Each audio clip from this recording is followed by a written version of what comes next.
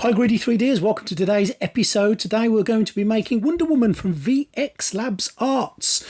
This is a beautiful sculpt and I'll show you where I got it from. I'll show you a little bit of the printing process, but more importantly I'll show you how I painted old Diana prints here to this standard. It's all been printed with Jam J professional resin, the standard pro resin, which is absolutely fantastic stuff, and I'll be a link in the description where you can buy yourself some of this marvellous stuff. Stay tuned.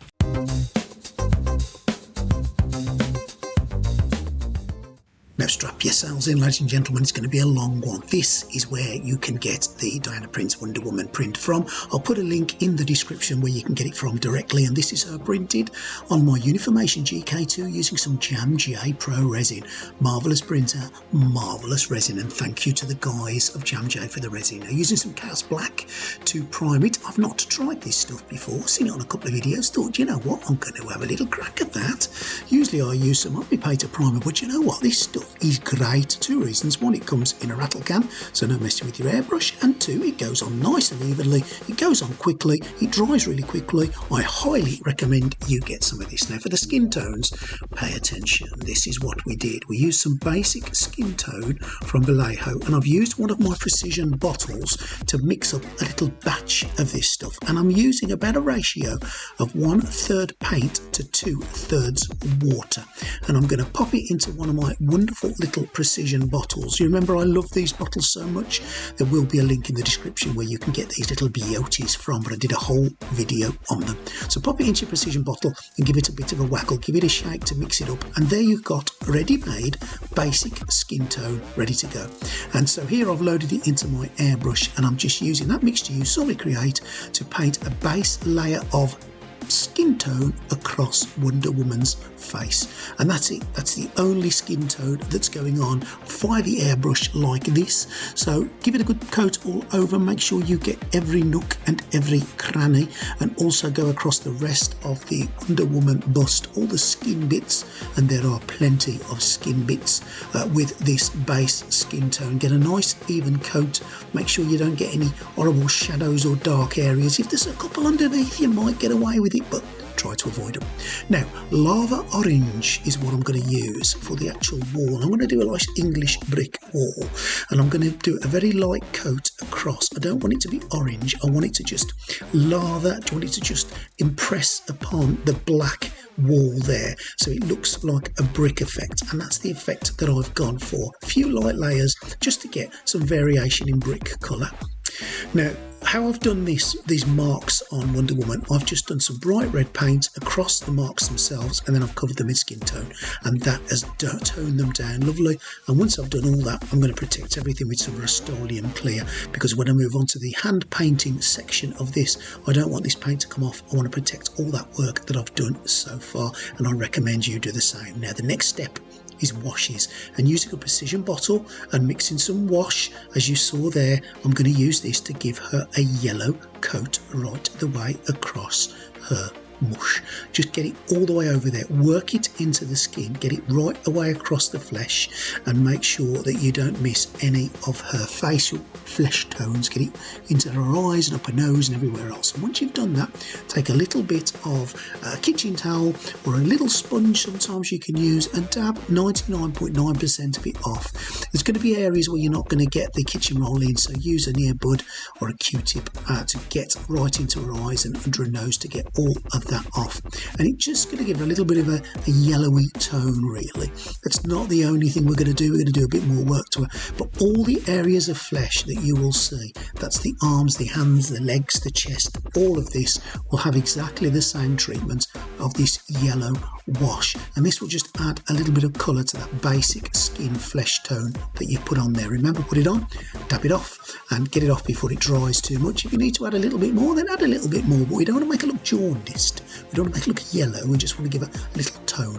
And straight after that, when it's dried, I'm using some of this red paint, also watered down in a precision bottle.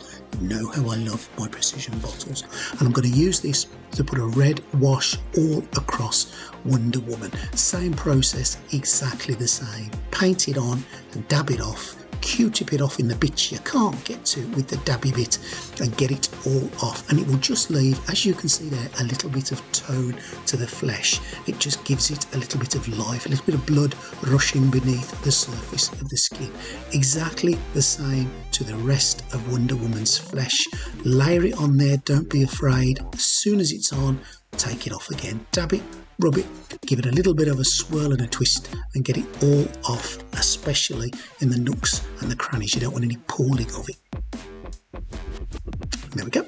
So she has now had her red layer all over. Don't forget any areas, especially the little triangle on her back that I nearly forgot, but I didn't.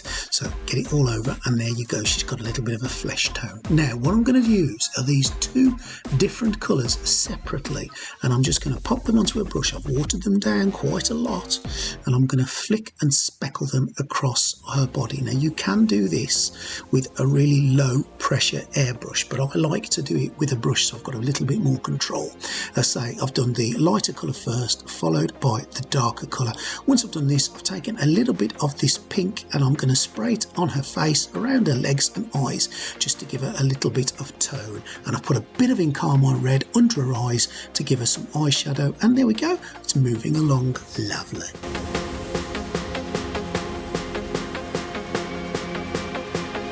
As you can see, there's the flesh tones all done. I'm really pleased how those cuts have appeared. As I say, just some dark red on it, some pure red, follow with a skin tone, and that gave me the cuts looking like bruises on her back. All the skin tones done and dusted.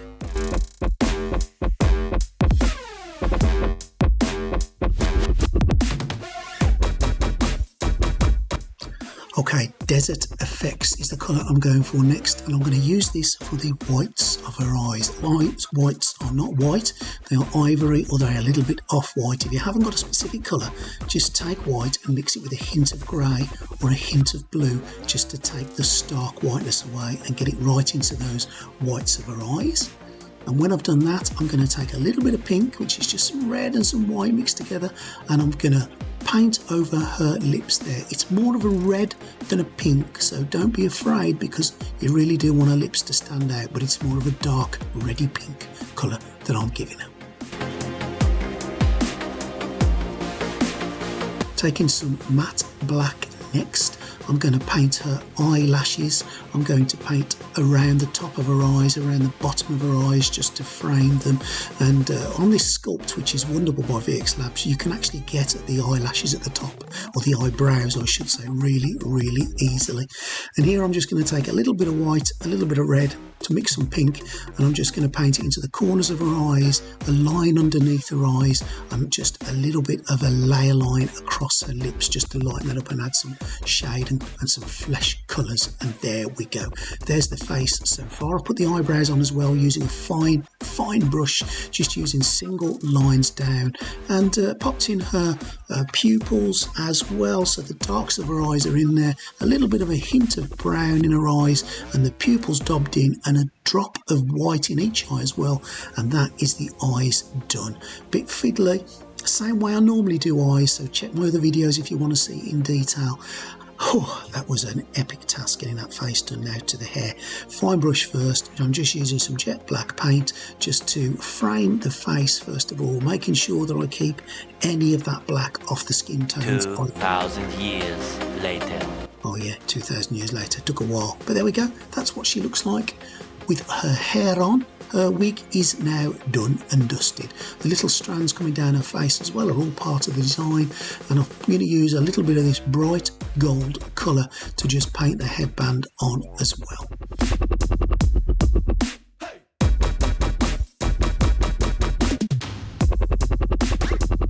Okay, some time for a little bit of dry brushing on the hair now. Now the hair, I don't want it to just stay black, so I'm just using a little bit of ultramarine blue with a hint of white in there, and I'm going to dry brush it across, and that's what we've got. That's the face done and dusted. I've also put a little bit of a scar mark across her right cheek, as you can see there. She is wounded, and that's what I want it to look like. Now, Vallejo liquid mask will be my item of choice to mask off these legs. You've seen me do a whole video on this stuff, and I absolutely love it. Get it on there. Don't take too long to do it. Get it on there carefully though. Remember, any area with this on will not get paint beneath it, which works to your advantage, but it's a bit of a double-edged sword if you don't want to paint a certain area. The other thing I've used is masking tape, and I fell in love with masking tape because we spent a long time together masking that body off. Now, in Carmine Red with a hint of thinner medium is what I'm going to use next. Give it a little bit of a stir in the pot by holding the end and making some bubbles, and then I'm going to spray across her armour on her chest. I want a nice dark colour for this armour to start with, and exactly the same process for the armour on her legs. And I'm going to take some gemstone next. Now this is one of the Army Painter Air Mega Set metallic range, and I'm just going to very lightly coat the red with it. I don't want to change the whole colour of the red, I just want to add some of that metallic effect to all the areas of red armour, and that's the paint I've used to do so. Now with that liquid mask that I put on, a toothpick I'm using here to just pull it off, and you can see how good it comes off. It's been on there no longer than about 20 minutes. Don't leave it on too long. The problem with the liquid mask, as you've heard me say before, is if you leave it on for long times, it is a pain to get off. So the quicker you can get it off, the better. Just make sure it's set, and if there's a little bit that hasn't set, just leave it until it does set and then pull it off. As you can see, those areas are protected. I've just used also the toothpick to scratch any areas of red off the paint, and because we've protected it, it'll come off easy. Now while the masking is on, I'm using some Omega blue just to paint her frock, her lower dress, her lower skirt up, and a little bit of elven armour. Same kind of theory behind it, just to add a metallic-y look to the bottom part of her dressy skirty thing. Now off with all that masking tape. Gosh, it took ages to put on, and it doesn't take too long to get it all off. Now once it's off, back to some bright gold, and I'm going to use this bright gold now to paint all the gold areas. Now this is a laborious, long-winded job. I've left the masking tape on the top, as you can see, to protect the flesh on the top, and I've left it in the little triangle of the back also to do the same. But take your time, use a nice square-edged brush, and it took about 3 or 4 layers of this gold all the way over before it set in. Now one next step for me was this little bit of an ink, this panel liner, and this is great stuff. All you literally do with this stuff is pop it in, and if you tilt the model, it actually runs and fills the gap that you want it to do. If it doesn't do that, just run the really thin fine brush down it and mop off any excess that you get on the top, and that's the inner parts of her armour on her chest done. I love this ink, it's absolutely fantastic. Same again on her legs, and I'm also going to do the same again on the gold. But wonderful stuff. Make sure you grab some leather brown, next colour, and that's going to be for all the straps on her leg armour. Just take your time with this, give it a couple of coats to make sure it looks really even, and leather brown is a marvellous leather colour from the Army Painter, which will do what you want it to do and give those little straps a leathery look, hence the name, I guess, leather brown. Using the panel liner again, as I said, to do some of that gold and to make it look a bit aged. Can you see it running? Can you see it dripping down? Fantastic.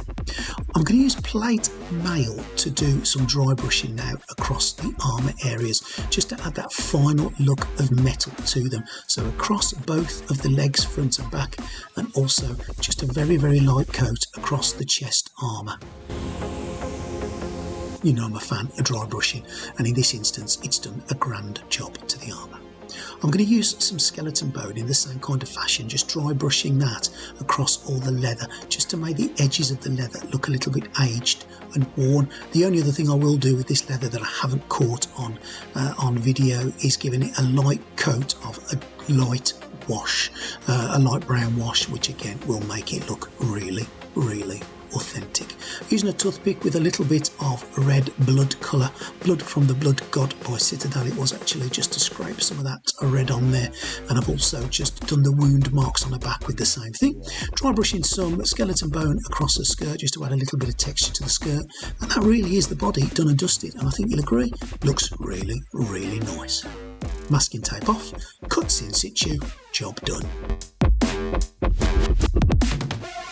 Okay, there's that blood for the blood god that I was talking to you about, and as you can see, I've just gone really finely into the actual cuts themselves with that, just to make them look out. Back to some plate mail for the arms, and you know, you can give these a gold edge if you want to. I decided not to. I'm just going to stick with this silver, and it had about 3 different layers of silver on there. Try not to get it all over your flesh, of course. Back to greedy gold, and there is our wall, and I'm just going to do her what is it called? A rope of truth? Oh God, I don't know. I'm sure somebody will tell me what it is. But that gold, anyway, that's why I'm going to pop that on there now with some greedy gold to give it a nice effect. And Martian brown on the wraps around her hands. Again, try not to get it all over the flesh tones. I went backwards and forwards with the hands, making sure all the silver was where it needed to be, all the brown was where it needed to be, touching up any flesh colours that needed to have a little bit of work over, and some leather brown again on the straps. Dry brushed over, of course, with a little bit of skeleton bones, some black nail varnish, and there we go. That is done. The only other thing I've used is a bit of Nuln oil just to darken up the metal on her gauntlets on her arms. The wall itself is pretty much done and dusted, and here you can see me doing the silver on the pipe that's coming out of the wall. You've seen how I've done the wall with the orange. We'll be doing a little bit more to that now. Metal decay is what I'm going to use first and foremost on that pipe.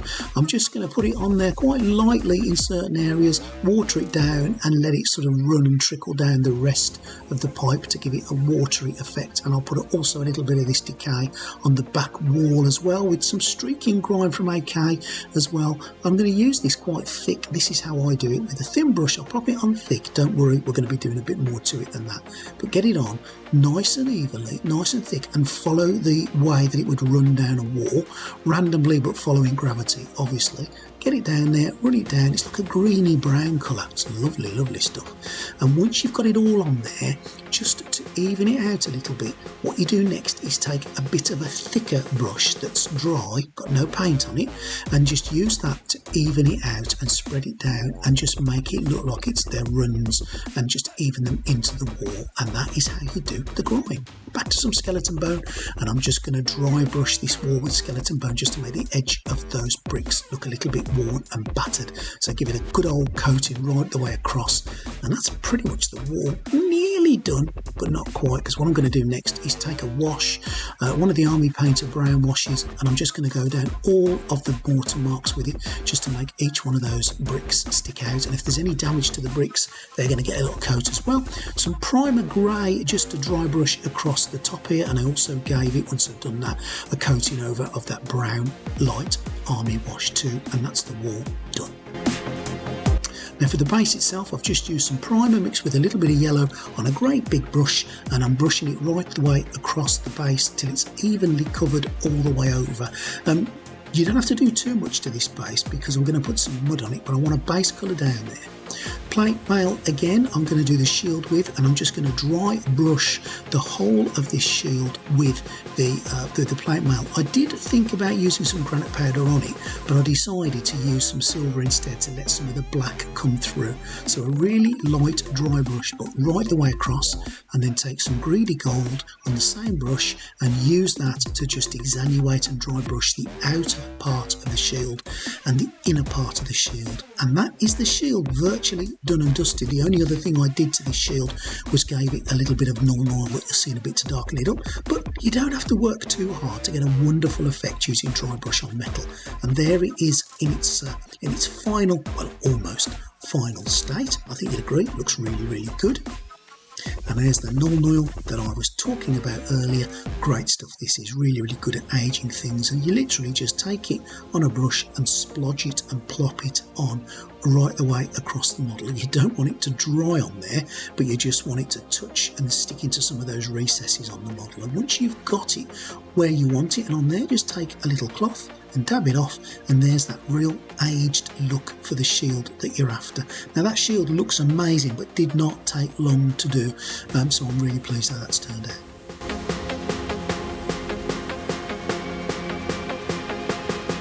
Use a bit of waste wash now on the base. I'm using a nice big brush. I'm going to dollop it across first, and where the like little squares are, I'm going to just use that big brush to move the paint across, the wash across. And I'm using some thick mud that you see me here just adding around the outside of a Elegoo thick mud, link in the description, followed by a little bit of battlefield field grass just tickled into the mud and pushed in with my finger, and that's pretty much the base done and dusty. There's a little pipe there that I've painted silver, added some rust effect and painted a red handle, but it's virtually done. Now chrome metal is what I'm going to use for the sword, and for the top of the sword I'm going to use a gold hilt, and she is done. Hope you enjoy the final product of the VXLabs Wounded Wonder Woman.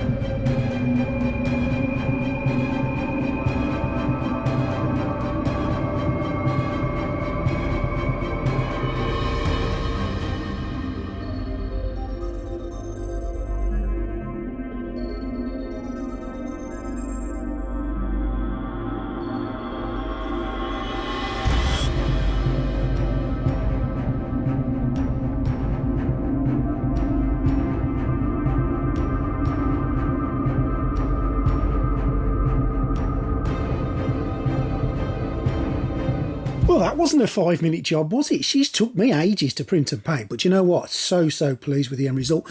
Absolutely worth all the time and effort that you put into these prints when you see the end result looking so lovely. Now, if you enjoyed what you've seen today, you know what I'm going to say to you. Please subscribe to the channel. If you want to buy anything from the description, you can get it there from an Amazon affiliate link, and a little bit will kick back to me and allow me to carry on making things like this and doing the videos for you guys. If you want to join the Patreon, you would be more than welcome in the Greedy 3D Patreon. But most importantly to me, as I always say, please leave a comment, please like and share, and let me know what you think of the Wonder Woman sculpt that I've done here. Is there anything you would have done differently? Any advice you want to offer? Any questions you want to ask? You know you can just go ahead and do that. As I say, the Jam J resin that I've used is brilliant stuff. I've done a whole video on it, and you can check that out in my little YouTube library. But I'll put a link in the description where you can get some of this stuff from. So grab some, because it really is fantastic stuff. I will see you real soon next time on Greedy 3D. What we'll be making next time? I haven't got a clue. See you then. Bye.